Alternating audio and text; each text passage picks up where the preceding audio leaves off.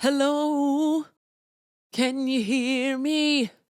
I'm in California dreaming about who we used to be when we were younger and free. Yeah, I don't know. Hi, welcome to Rachel Uncensored, the only place on the internet you can find an uncensored version of me. I'm Rachel. How y'all doing? How's life? How's it treating ya?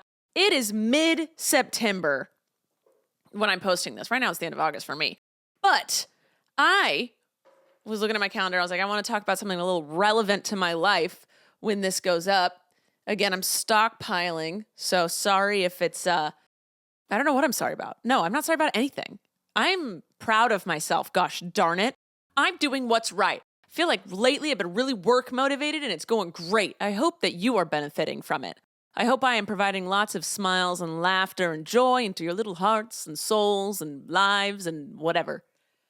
But I looked at the calendar and I realized the weekend after this episode is posted, I'm going to a wedding. So for you guys, this weekend, I'm going to a wedding. And I was like, weddings. Abby and I love a wedding because we can cut up a dance floor. We can move, we can groove, and we can get down jiggy with it. Drop it low. Did you guys see? Sorry, my mind is going elsewhere now. Did you see the TikTok where the girl just got her wisdom teeth out and her mom is trying to take her in the house and she keeps trying to drop it low the whole time? I don't know if it's staged or not. Honestly, if it is staged, genius. And if it's not, still genius. I hate when people are like, this was staged. I'm like, okay, well, it's still funny. It was clever. So I got enjoyment from it. I don't care. But that was hilarious. Anyway, Abby and I love a wedding. People are always asking us, when are you getting married? Shut up. Shut it.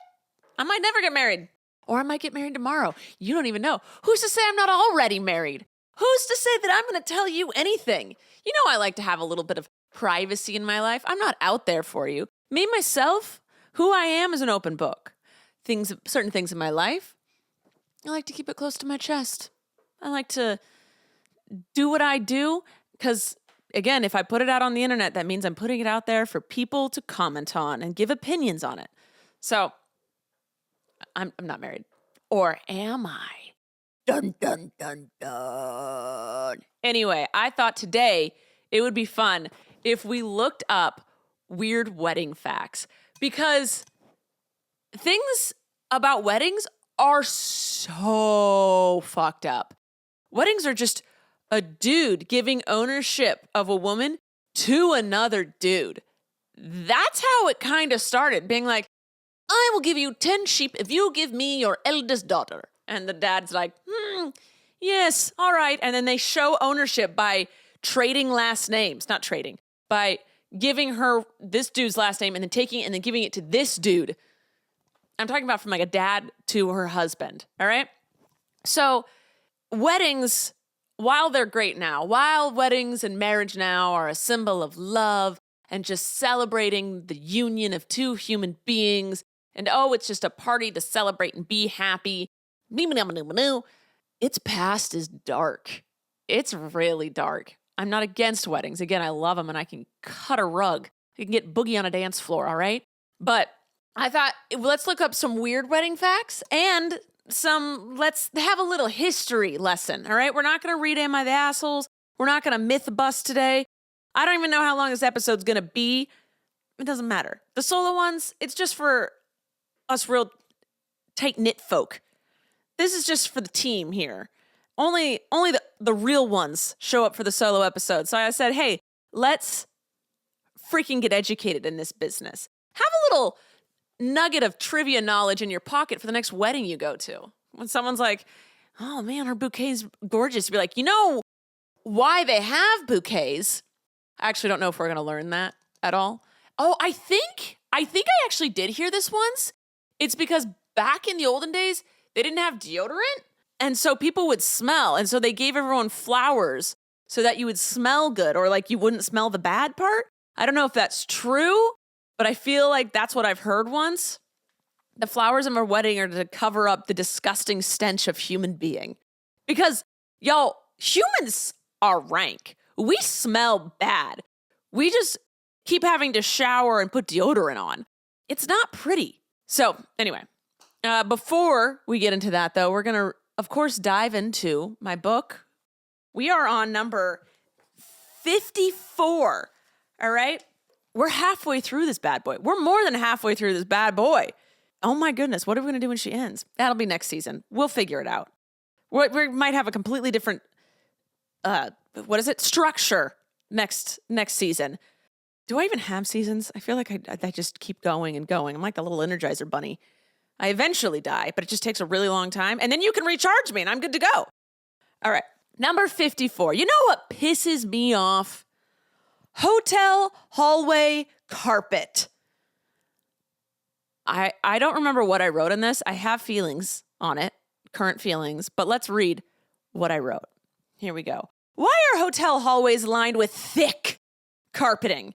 Why would you install the toughest flooring to roll a suitcase over in an area where you are expecting to have high suitcase traffic? Have you ever gotten off a 13-hour flight from America to New Zealand, super exhausted and so excited to get to your hotel room and go to sleep, only to step off the elevator to realize that little amount of energy you have left that was going to go towards taking your pants off and brushing your teeth will actually be used to help you get your 2 massive suitcases from the elevator to your room? If it was tile or even thin carpet, it would take no effort at all. But that thick, plushy carpet is there to mock you and laugh at you, making fun of you and your arms for not being able to roll a bag designed for rolling. Warning, if this has ever happened to you, resist the urge to kick the bag. You'll end up looking even more foolish and have a limp for a couple of days. And then I took a picture of the suitcase in a hallway. Now listen, I'm going to say, as an adult and someone who has podcasted and films and I have to soundproof rooms, I do understand that a carpet in a hallway is there to help dampen the noise. Because people don't want to hear people in the rooms rummaging around in the hallways, right? So carpet in the hallways makes sense for sound reasons. Now, here's my little nugget of knowledge. Thin carpet and then put canvas paintings, or you could even carpet the freaking walls. Like you could do a plush thing on the walls. Do that to dampen the noise. But it is a struggle. There were a few hotels that I wrote this back when I traveled with Colleen all the time. This is when I was like doing my jam. I was in a new hotel more than I was in my apartment, right? There were a few times I had to lug the huge suitcases full of props and merch and stuff. I had massive ones. I had those 2 huge suitcases and my little rolling suitcase. Taking those through the thickest carpet when my room was always the last one in the hall. It was all the way down. That, would make me angry. Again, I realize now it's for sound reasons. Just don't make it as thick. Just a little. You could have thick sides and a thin middle, maybe? Put things on the walls. Put some drapery on the walls. Some like faux curtain. Dampen the noise that way. It was a struggle, man. It was a true struggle. All right, that's all I have. There's no rewinds except, no, there's none. There's no rewinds. There's no questions for today. Please leave your questions below. I will eventually read them. I will eventually get to them. Oh my God, I have text messages and it's distracting me. I have to make sure it's not my girlfriend. Because right now, she is my girlfriend. Should I respond to her right now? No, I'll wait. I'll wait till I have to go to my sponsor break. Okay, which I could do now. No, I can't. It's not long enough. I have to wait. You guys don't care, but I'm going to tell you anyway. I have to wait till I'm at least 10 to 12 minutes into an episode before I can take a sponsor break. Because one time I put it at like minute 9 or something, and they were like, it has to be in the middle of the episode. You have to do this, and you have to put the brand in the next episode. And I was like, why? They're like, well, they want people to like listen to it. I was like, yeah, people are more likely to listen if it's near the beginning than in the end of the podcast. I'm so confused. Anyway, I have to at least wait till I get to the 10 to 12 minute mark before I can do my first sponsor break. Don't you guys like learning these little nuggets of knowledge? Let's learn more. All right. Weird wedding facts. Let's get one under our belts. Here we go. The Scottish blackening of the bride. What? I'm so confused. Okay.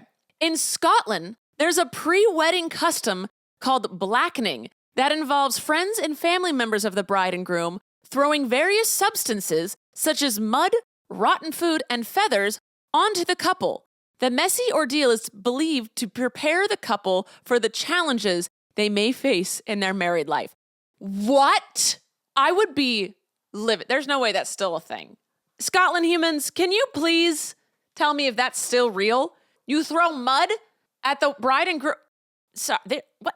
No. After she did her makeup and paid thousands for a dress, which is ridiculous to me. No. I would say no to that. Please pass on that tradition. In Germany, there's a log cutting ceremony where the newlyweds work together to saw through a log in front of their wedding guests. This act symbolizes the couple's ability to overcome obstacles and work together as a team in their marriage. As much as I enjoy a log cutting, you would not catch me dead in my nice wedding suit, sweating to cut a log. I don't believe this is real either. I mean, I believe it's real. I just don't believe people do it anymore. Weddings now are nowhere near what they used to be. It used to be people just got married in a little chapel, maybe ate some cake and be done with it. Now they're these lavish, huge parties with open bars and catered food and a DJ and dance floor and all that crap. This seems like it was back in the day. But hey, if you're from Germany, prove me wrong. Let me know. In Romania, it's common for a man to, quote unquote, kidnap the woman he wishes to marry. With the help of his friends, the groom-to-be abducts his bride and takes her to his home. After negotiation with the bride's family, a wedding celebration ensues. Y'all, this is what I'm talking about. A man literally steals a woman and negotiates with her dad to then own her. I can't. I literally can't. If you're from Romania, let me know if this is a thing that still happens.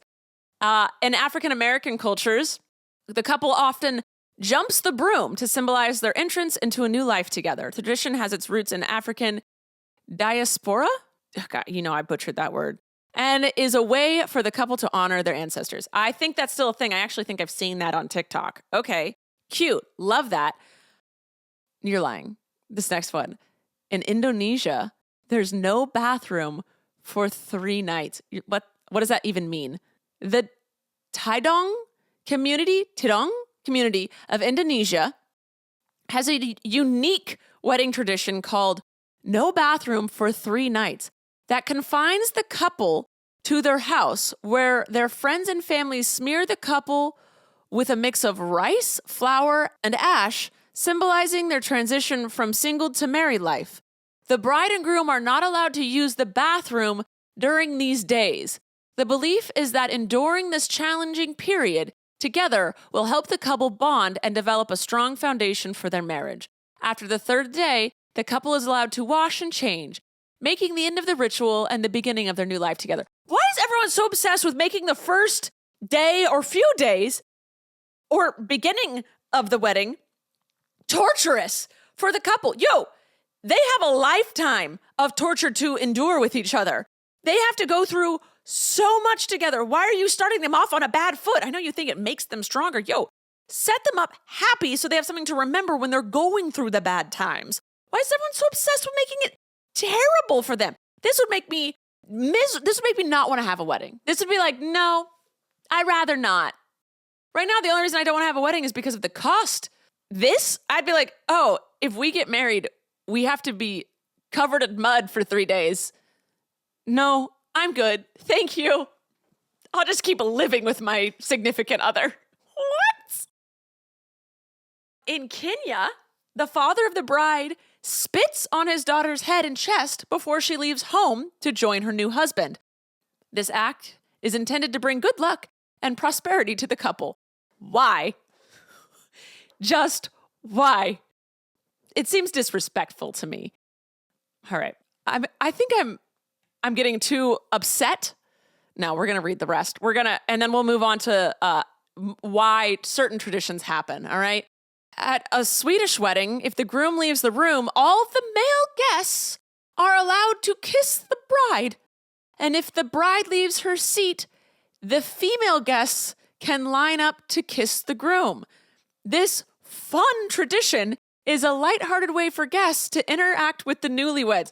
What the hell? What the fuck? Well, I'm not hating on, I'm just so confused. I hate on the American wedding traditions because it all seems weird to me. Like the garter, throwing in the bouquet, all of it seems ridiculous.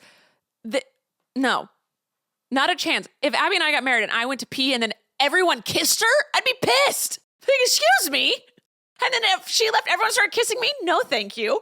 I just signed up to only kiss her for the rest of my life and for her to kiss me for the rest of her life. And everyone's just kissing her and kissing me? This is ridiculous. I'm getting upset. Sweden, what are you doing? I love your policies, but what? In Indian weddings, the bride's sister and female cousins attempt to steal the groom's shoes and hide them. The groom must then negotiate with the women to get his shoes back, often resulting in a playful bargaining session. They're on his feet. Are you trying, like, do they tackle him and take his shoes? I'm so confused, but that's fine. Okay, that one's cute. No one's, I don't know, molesting anyone there or spitting on people. I know that spitting can, in my culture, spitting is a negative thing. I know that in other cultures it can be a positive thing, but for me, it gives me a negative feeling. I knew this one. In Greece, it's common for wedding guests to break dishes during the reception to ward off evil spirits and bring good luck to the newlyweds. The couple then cleans up the broken pieces together, symbolizing their ability to handle life's challenges. Man, every culture really wants to symbolize the challenges the couples will go through.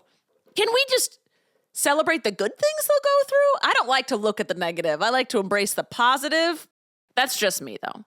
The groom's feet beating in South Korea. In South Korea wedding traditions, there is a unique and playful ritual known as Ballinger. Sorry if I butchered that. Or groom's feet beating.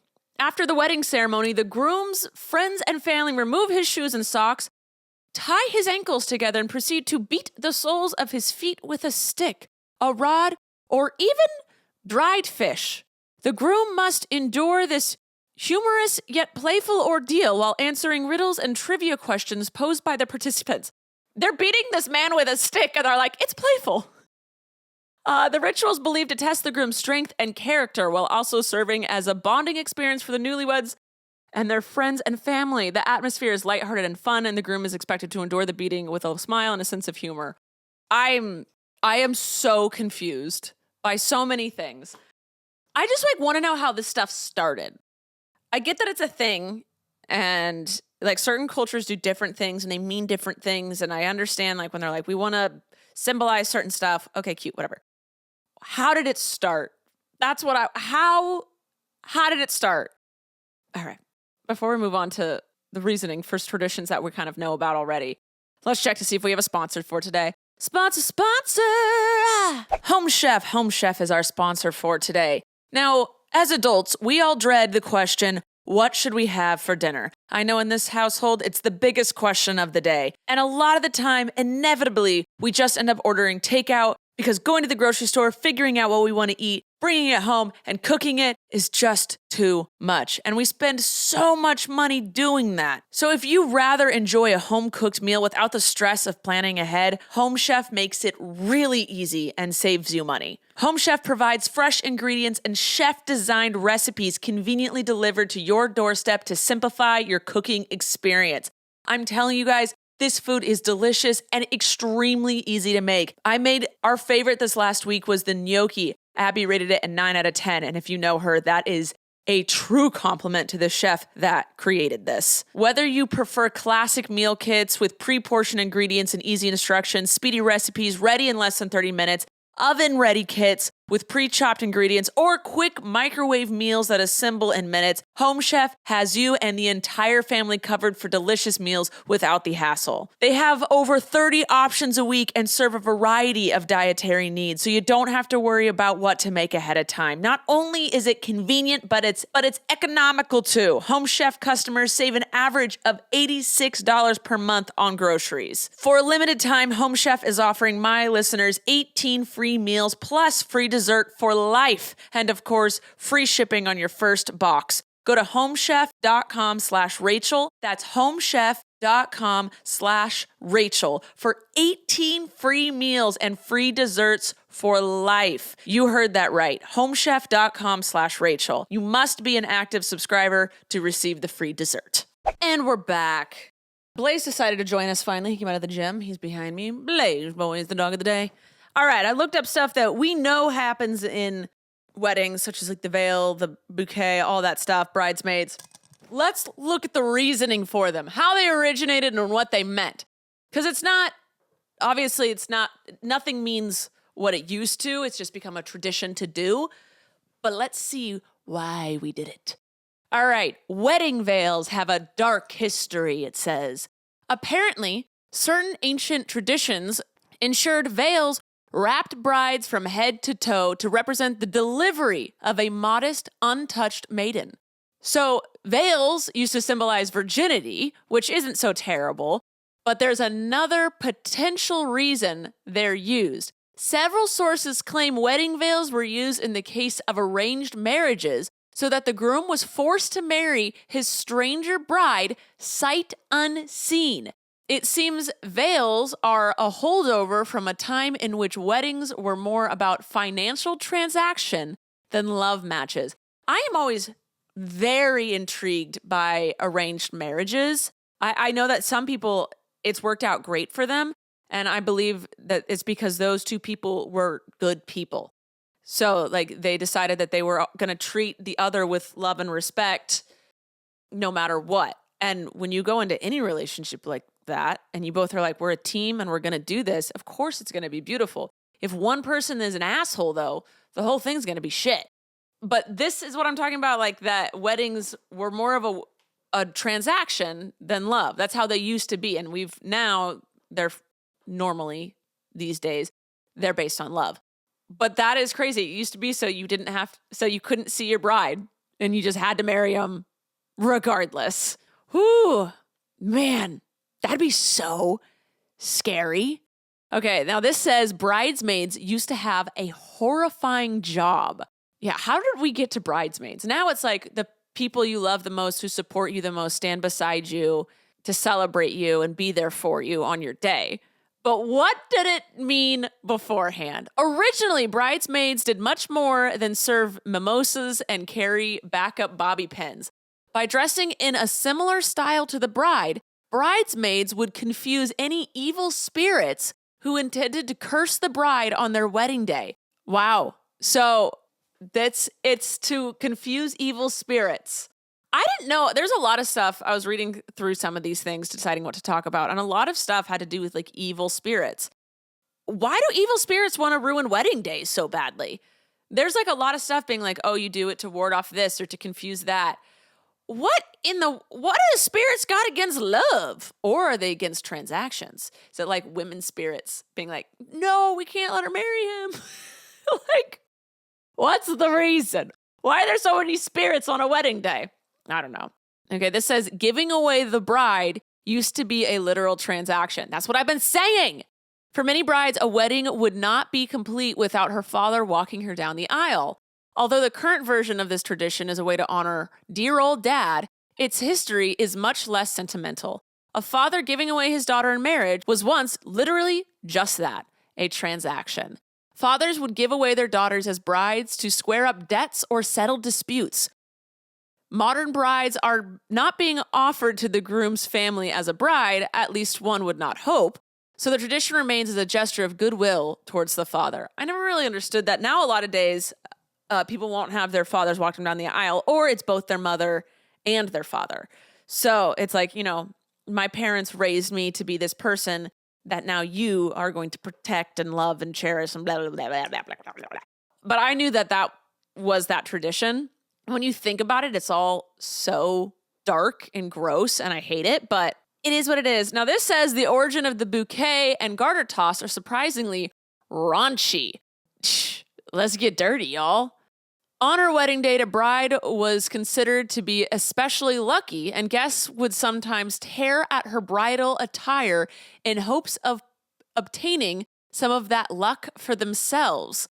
Clever brides would toss their bouquets as a distraction, hoping the guests would claw at the gathered herbs and flowers instead of her gown. What? That is people would attack the bride's gown and tear it to pieces to try and obtain some of her luck? What the hell, guys? Make your own luck. Don't try and steal someone else's. I mean, this would never happen today because we spend so much on these stupid dresses. But geez Louise. Now modern wedding guests are content to wait for the bouquet toss while bopping to single ladies. Tearing at a bride's gown today would be unthinkable. A garter toss is likely originated from the medieval bedding ceremony, a tradition that would make most modern people blush. Old school couples didn't wait long to consummate their marriage. They were expected to do the deed soon after exchanging vows. This was literally what they used to do. They would say, I do, and then go into a room and fuck. Like, that's what it was. Now it's like the honeymoon, but now even the honeymoons aren't like day of the wedding or the day after. They're like, okay, in 3 months we have our honeymoon. I know a lot of people who haven't even done their honeymoon yet. In some cases, so this is the garter toss thing. Sorry, going back. In some cases, witnesses were required to witness ... things. So people used to have to watch them consummate the marriage. The whole process was a likely bawdy, loud, and chaotic affair. In time, the groom was allowed to remove his wife's underthings and fling them into the waiting crowd as evidence of their successful consummation. The whole event was pretty creepy. Yeah. And then I looked up, why do brides carry bouquets of flowers? And there's a bunch of different reasons. I was right, one of them being for the scent, but flowers have been a part of a bridal's look since ancient Rome, which was a really long time ago. I just don't think we realize how long ago that was. So flowers can symbolize fertility, new beginnings, and a bride's transition from a single life to marriage. So, for example, roses can represent love and stuff like that. And then individually, bouquets can represent the bride's style, taste, and individuality. That's more of today's. Protection. Brides in ancient Rome and Greece carried fragrant herbs and spices to ward off evil spirits and bad luck to ensure a prosperous future. Again, with the spirits. There were so many spirits that had to do with weddings. And then fragrance. In the Middle Ages, brides carried bouquets to mask their body odor before the invention of deodorant and antiperspirants. Healing. Bouquets may have included medical herbs for their healing powers. And then a sensory experience. Bouquets can be a sensory experience. Okay, a little more definition than that would have been nice. And practicality. In some cases, bouquets could be used for other purposes, such as chopping up and using them for a feast. Also to ward off people from tearing at your dress, apparently. I would throw hands. I would throw hands if someone started just tearing my clothes off. Or witnessed me consummating the marriage? Get out. And then this says, kidnappings were likely served as the origin of honeymoons. In times when marriage by capture, aka kidnapping, was common, the groom would hide his bride away for several months until her family gave up the search or she fell pregnant. Being taken from your family and stuck in an unknown location was probably a far cry from relaxing on a Hawaiian beach. God damn it. I'm so glad we have changed the reason for weddings and how they come about. And just, we've changed the traditions, but it literally used to be just the taking or exchanging of a woman. It's crazy. And now women all just dream of their weddings. Oh, they can't wait for it. Again, I'm not shitting on weddings. I just think the origin of them is crazy. I'm so glad we've switched the narrative. Oh my God, feminism. Oh my God, we've done it. We did it. We took something that was literally taking us and said, fuck you. And then and then we just decided to make it a giant party celebrating us. And then our husbands can be there, or our wives. I'm just talking about the traditional stereotype of a wedding here. Oh my God. I love it. We flipped the script. Way to go, feminism. Way to burn your bras to the right thing. Let's do this shit. We said, you're going to kidnap us and take us to an unknown location? False. You're going to take me on a first class ticket to Hawaii, and I'm going to drink mimosas on the beach for a week. Like, we said, oh, you're going to exchange me for some livestock? False, Dad. You're going to pay for my wedding, and I'm going to hire the most expensive photographer and DJ I can. Like, this is amazing that we've done this. I hate what weddings used to be, but I love how we've changed them for our benefit. We were sneaky about it too. Dear God, I'm loving this realization I'm having. The origin is disgusting, but how it's handled currently, I think it's way too expensive, but it's better than it was. I'm into it. All right, before we move on to any more, let's check to see if we have another sponsor for today. Sponsor! All right, I looked into a couple things.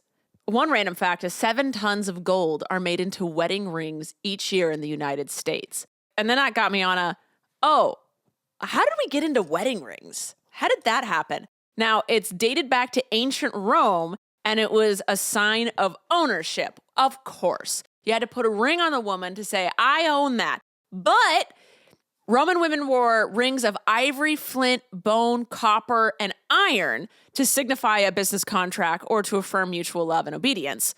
Obedience. That's nice. And then more durable materials are what replaced the original reed and hemp bands used by ancient Egyptians years prior. And then the rise of the diamond. So wedding rings used to not be this like these huge, elaborate, ridiculously expensive diamond rings. I learned this a while ago, but the rise of the diamond rings didn't start happening until 1947, which is how many years ago? Almost 80 years ago. A British company that mined diamonds in South Africa launched an advertising campaign with the help of Hollywood stars and the slogan, "A diamond is forever." And diamond engagement rings skyrocketed in popularity for the first time since their appearance statewide in 1840. So it was literally a marketing ploy that made diamond engagement rings and diamond wedding rings such a big deal. Again, what in the world? I love that we like flipped it. It was ownership. And now it's like this marketing company was like, he doesn't love you unless he gets you a big diamond. And your wedding ring and your engagement ring are a sign of how much he loves you, which is bullshit. I don't believe this, but this was their marketing ploy and it worked. It actually worked, which is crazy. And it completely changed the look and feel of wedding rings. And now they're just getting bigger and crazier and more ridiculous. I feel like people maybe are slightly going like more of a weird vibe and less of like traditional like princess cut diamond ring bullshit, but which is gorgeous, by the way. I'm just saying it's so ridiculous how much money people spend on engagement rings and wedding rings. But in recent years, it's saying here, the latest trend, you start to see a shift in preference. Diamonds are still a popular option, but more and more brides are now opting for colored gemstones and rings made out of unique materials. For instance, Blake Lively's light pink oval diamond in a rose gold setting from Ryan Reynolds. Oh my God, that's ridiculous. But yeah, so it started in ancient Rome, but they weren't elaborate, beautiful things to symbolize love. They symbolized ownership and obedience. And then I was like, what other weird traditions do we do at weddings? And the cake smashing. The cake thing was just like rich people wanted to feed shit. Like it used to be you break bread in ancient Rome, and then it slowly turned into, feeding, like the kings and stuff wanted to feed people like lavish things. So they started making cakes in these huge cakes. But what about the cake smashing? And then I, of course, was mad because it's putting women down. All right. The tradition of smashing wedding cake into each other's faces may have originated in ancient Rome, where grooms would smash barley cake over the bride's head at the end of a wedding to signify fertility and male dominance. It may also have evolved from traditions of the bride and groom feeding each other cake as a symbol of trust. You know what gets me pissed? You know what gets my blood boiling? Oh, searing hot. You touch it and you lose skin. Oh, TikToks. When the girl is like, please don't smash the cake in my face. Okay. And he's like, yeah, I got this, babe. Don't worry about it. And then he immediately smashes the cake in her face. Ooh, because here it's saying it can show, like feeding it to each other can show a symbol of trust, being like, hey, we're not going to smash it in each other's faces because we're not into male dominance. And the dude's like, got you.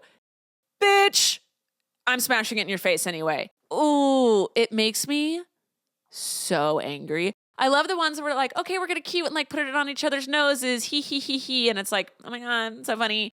That one's fine. But the ones where like the chick gets it smashed in her face and she's pissed, or if she smashes it in his face and he's pissed, like, stop it. Everyone stop it. Stop smashing shit into each other's faces. Oh God, that makes me so upset. And then there's like, just a joke. The amount people get ready for weddings. Oh, I'm going on a side tangent here. Have you seen the TikToks of like kids getting their faces smashed in their birthday cakes and they start crying? They're like, I told you not to do that. People piss me off, man. People piss me off. That is so fucked up. Can we just, for the rest of our lives, no more smashing cakes into each other's faces without consent, like full-on consent, like a clown who's like, ooh, smash a pie in my face because it's a bit. Everyone just needs to stop it. I'm getting pissed. I'm pissed. I'm pissing. I'm absolutely pissing. Oh, here's a random fact. Valentine's Day and New Year's Eve are the two busiest marriage days in Las Vegas. People need to stop getting married on holidays. People want to do something else with their time. I can't stand when people get married on like Easter or even Valentine's Day. I'm like, yo, I got shit to do. And I have to choose between my family and your wedding? That's ridiculous. Especially when I was in college and I was like, I get 1 week off in the spring and you want me to do it? Do you want me to go to your wedding? Do it on a random Saturday, please. For the love of God, just do it on a random Saturday. I actually know someone who went to a Las Vegas wedding on a Wednesday night. And I was like, that's really annoying because of work, but also kind of genius because no one has to show up because they all have a valid excuse not to go. Oh my God. This is a random one. It doesn't really have to do, well, I guess it has to do with wives. Men who kiss their wives in the morning are said to live 5 years longer than those who don't. Wow. Okay. This is just random wedding facts I'm going to read off now. Las Vegas is the top wedding destination with over 100,000 weddings a year, followed by Hawaii at 25,000 weddings a year. That makes sense. I mean, they've got chapels everywhere. Name a place with that many chapels. Here's another one. In many cultures, the groom historically often kidnaps the bride and the groom's friends would help him. We already learned this, which is so annoying. Leading to the modern day groomsmen. That's how they have groomsmen. They're fellow kidnappers in the abduction of women. At the altar, the groom always stood on the bride's right side, so his right hand or his sword hand would be free to fight/defend a jealous rival. Oh my God. This says guests in ancient times would tear off parts of the bride's gown as a token of good luck. We learned that. Oh my goodness. We just do these things. A dude and a chick get married and he's like, yo, I'm going to just have your kidnappers stand next to me real quick if that's cool. And she's like, yeah, I just have my bridesmaids here warding off evil spirits and dresses similar to mine. And the dad's like, yo, make sure you give me my payment at the end of this, bitch. Like, what the fuck? This says Greek brides believed that tucking a lump of sugar in their wedding ground would bring sweetness throughout married life. That's cute. This has a percentage. More than 40% of couples now plan their weddings together, and 3 out of 4 groomsmen help select items for their wedding gift registries. Oh, my battery just died on my camera. One moment, please. Okay, my camera's better now. Listen, during that little short break, I looked up more facts, right? I'm like, oh, I want to know more things. This is literally me just like shitting on weddings, but at the same time being like, I love them now, but whatever. This said women have worn wedding rings for thousands of years. When did men begin wearing them? I didn't even think about that. I literally didn't even think about the fact that men didn't put wedding rings on back in the day because they weren't owned. It was like a collar for a dog.